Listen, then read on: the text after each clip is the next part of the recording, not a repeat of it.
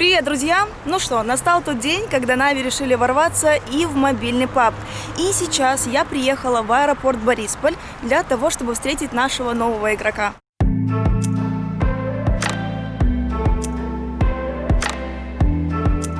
Этот игрок не нуждается в представлении, вы все его прекрасно знаете. Двукратный чемпион Европы, чемпион мира, один из самых медийных игроков в СНГ, кракен в мире PUBG, он же Олдбой. Как добрался? Нормально. Хорошо, что ты оделся потеплее. Да, я уже понял. Ну что, ты готов? Погнали.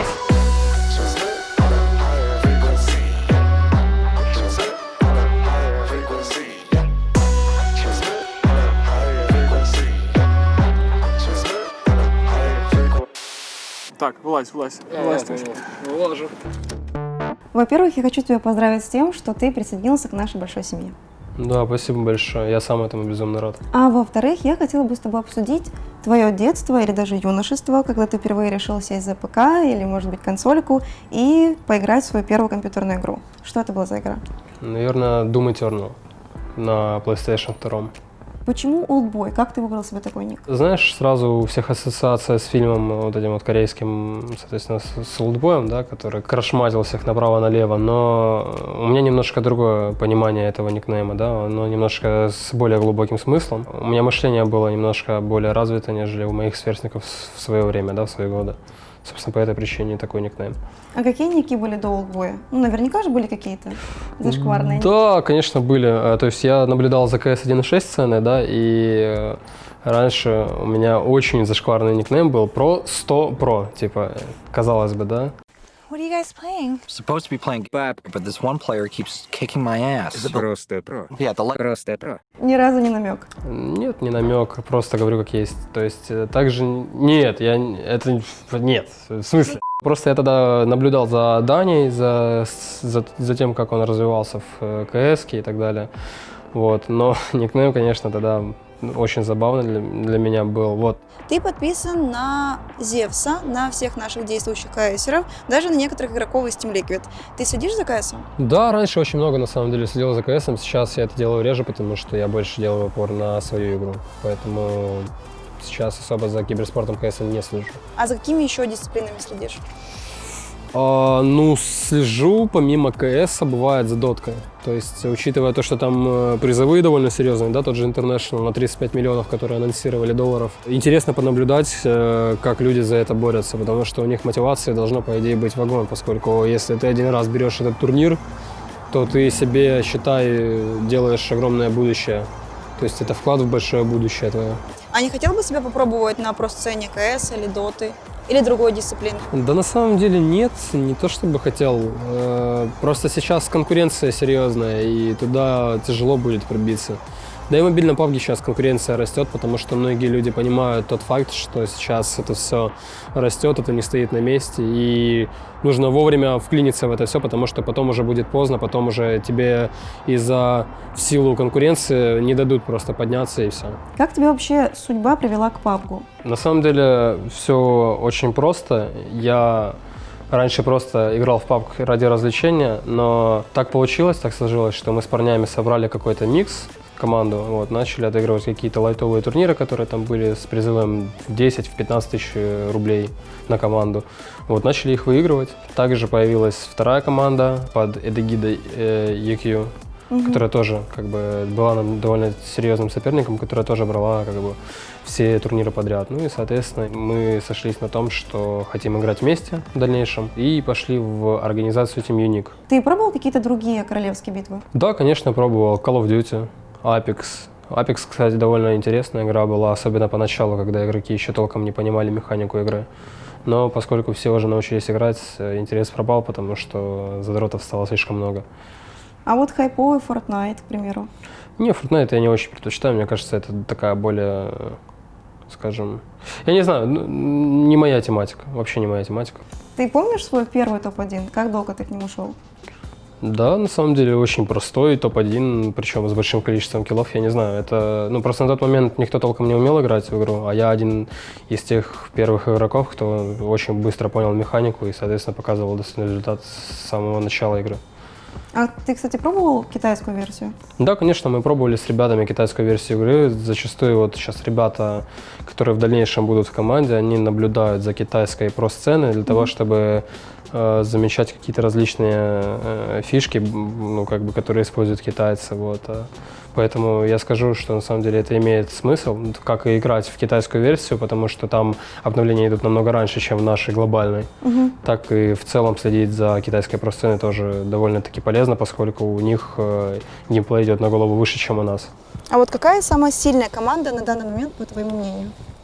Сейчас, на данный момент, ну, я думаю, XQF. Однозначно XQF — это китайская команда, которая всегда была, знаешь, на уровень выше других остальных команд и никогда свою планку не понижала в этом плане.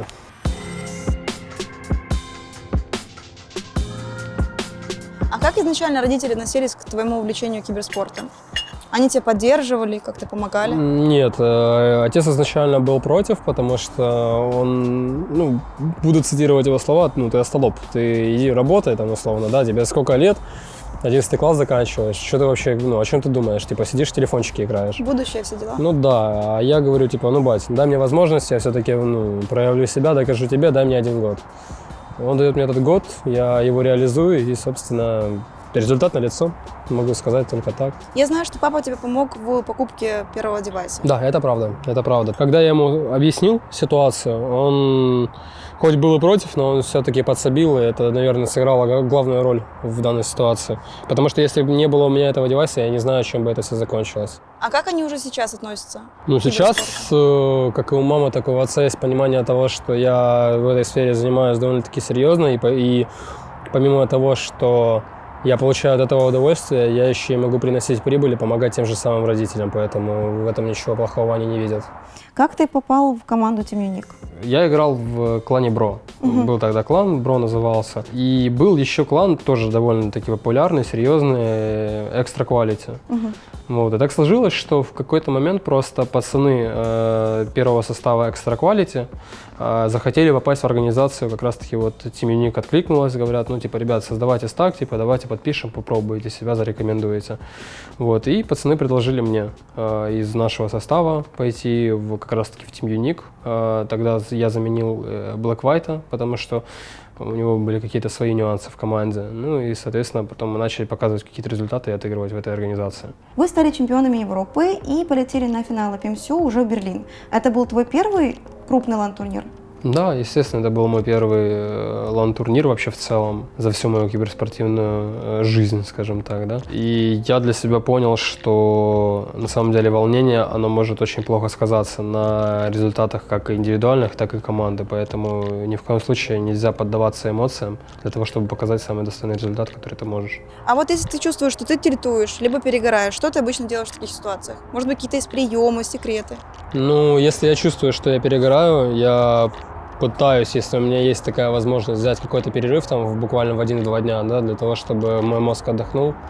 Вот, потом снова приступаю за работу. То есть мне 1-2 дней более чем достаточно для того, чтобы восстановиться. Ну, вы показывали очень крутые результаты. Вы стали 2-кратными чемпионами Европы, а потом стали уже чемпионами мира. Расскажи, пожалуйста, как прошел турнир в Саудовской Аравии и что конкретно для тебя значила эта победа? Первое серьезное достижение для нас, да, если не брать Европу в учет. Вот. И я на тот момент понял для себя, что команда на самом деле может показывать результат вне зависимости от того, кто против нас играет. Но тогда на самом деле также я хочу отметить, что играло только 8 команд из глобального финала, как бы, полуфинала, прошу прощения, отборочных. В целом турнир прошел довольно хорошо. Вот. Победа для меня значила то, что мы можем показывать результат не только в Европе, но и на мировой сцене. Смотри, абсолютно в любой игре есть читеры, и как бы PUBG не стал исключением. Как часто ты встречаешь читеры в игре? Слушай, ну на самом деле читеры довольно часто попадаются, но опять же таки, мне кажется, это все зависит еще исключительно от того, какая у тебя репутация. На самом деле сейчас есть такая проблема, да, с которой сталкиваются многие игроки, из-за этого многие и уходят из игры. То есть, но разработчики говорят, что они будут фиксить это, надеюсь, что это не просто пустые слова. Ты вот сказал про разработчиков. Как тебе в целом поддержка разработчиков? Чего не хватает игре на данный момент? Я думаю, опять же таки, хорошего чита в первую очередь не хватает. Если бы с этим проблему пофиксили, я думаю, в остальном все в порядке. Ну, с игрой вообще никаких проблем, кроме этой ситуации. Так, аккуратно едет УАЗик. Опа, грузовичок. Йоу-йоу-йоу. Давайте пропустим. Это Амнон. А там минус 2 фрага.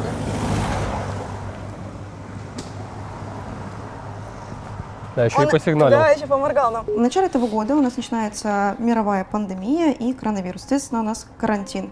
Повлияла ли вся эта ситуация на киберспортивную арену PUBG?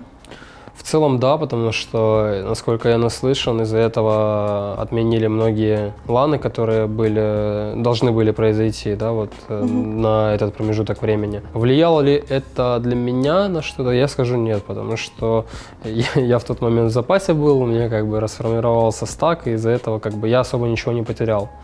Ну и сейчас, вот, возможно, благодаря всем этим моментам у меня появилась возможность зарекомендовать себя в Нави. Ты остался в организации в качестве стримера какое-то время. После ты принимаешь решение, что пора создавать свой собственный, скажем, клан.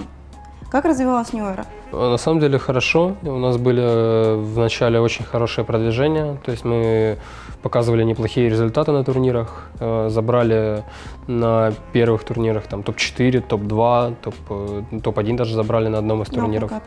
Да, то есть показывали неплохие результаты, но так сложилось, что по концовке у нас пошла дискоммуникация. То есть у нас из-за этого в тильт игроки входили, как бы, да, не буду затрагивать внутреннюю кухню, просто так сложилось, что и поступило как раз-таки предложение поступить в Нави, да, с командой очень довольно серьезной. То есть я думаю, скоро ребята анонсируют, и все поймут, почему я принял такое именно решение. Расскажи, что за история у тебя произошла по пути в Москву?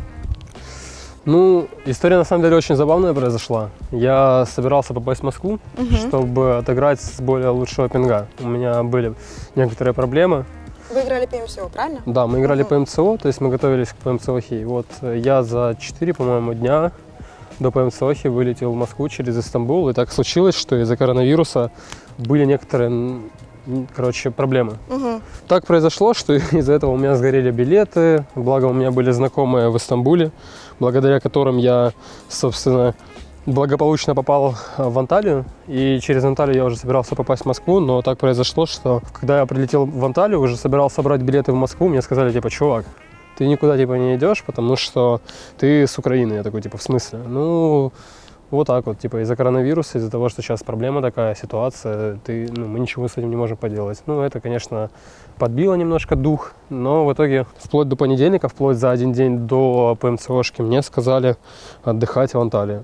Ну, типа, я решил воспользоваться шансом, просто там интернет был очень плохой, я не мог с ребятами коммуницировать, играть, практиковаться из-за этого. То есть ты отыграл ПМСО уже в Турции непосредственно? Нет, я вернулся за один день до ПМСО домой, но из-за этой всей накладки, из-за этой всей ситуации я не смог поиграть с ребятами вовремя, когда это нужно было. Ну, это повлекло за собой некоторые неприятные события, но во внутреннюю кухню, опять же, не хочу лезть. Тебя пригласили в Нави. Какие у тебя были эмоции? Сначала я был удивлен, но удивлен как и приятно, так и не очень, потому что я понимал, что я не могу сразу дать четкий ответ, поскольку я создал команду, с которой был намерен, говорил зрителям, что был намерен с ней показывать результат, да, на сцене. Но после обдуманных действий, после некоторых ситуаций, которые произошли внутри команды, я больше подбивался на принятие решения этого предложения. Вот. И так сложилось, что по концове я сказал сразу, как только поступило это предложение своей команде, о том, что вот, ребят, так и так. Я решил сказать как есть, на чистоту ребятам, что мне поступило такое предложение, и я его рассматриваю, я раздумываю над тем, чтобы принять или отказаться от него. То есть я сказал ребятам прямо, что в зависимости от наших результатов на ПМЦО, нынешнем сплите, я буду уже четко принимать решение. Потому что я понимаю, что это буст не только для меня как игрока, так и в целом для и комьюнити. И я могу быть одним из первопроходцев, кто попал в такую серьезную организацию и показывает достойный результат. Ты уже наверняка знаешь своих будущих тиммейтов. Как ты оцениваешь свою новую команду и сильный ли состав мы собрали? Да, я считаю, что это очень серьезный и сильный состав. В перспективе, я бы сказал, это даже Dream Team. о которой даже никто и не мог и подумать в свое время, которая может очень сильно выстрелить и уже показывать игру на мировой сцене, не только на ЦИСе и на Европе.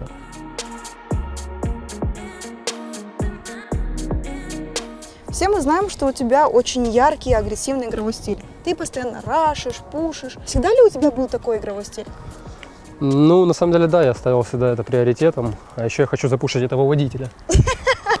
Стиль у меня был агрессивный, по сути, всегда, потому что я всегда ставил приоритетом, естественно, играть агрессивную игру. Но сейчас, поскольку компетитив сцена стала куда серьезнее, как бы игроки многие куда серьезнее стали играть, из-за этого приходится в некоторых моментах играть более пассивнее, нежели агрессивнее. Ну, мне кажется, это все, опять же таки, от команды зависит. С тем раскладом, какая команда сейчас у нас собирается, я думаю, это будет уже не проблемой. Есть команда лупсов, то есть они очень хорошие результаты сейчас нынче показывают, как и футболисты. Я думаю, что этот Dream Team из СНГ тоже в теории может стать той самой командой, как и лупсы, и разносить уже от лица СНГ региона. Впереди у вас первый ваш турнир, и это ПЭК в Китае. Я понимаю, что еще рано об этом говорить, но все равно хотелось бы узнать твои предикты и ожидания от этого турнира. Скажу так, поскольку там играют сейчас две азиатские команды, это XKF и 4AM, вот, и также играют нынешние чемпионы по МЦО, это Бигитроны.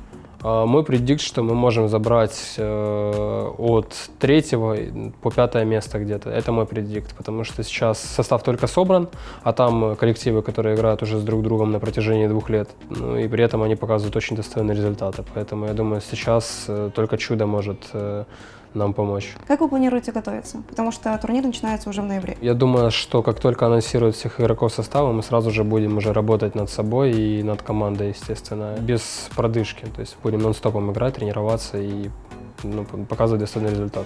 Давай немножко поговорим с тобой о твоих тренировках. Как обычно выглядит твоя тренировка и как много времени ты уделяешь тренингу PUBG? Ой, слушай, на самом деле все индивидуально, но в основном я сижу от получаса до часа на полигоне, а то и до 2.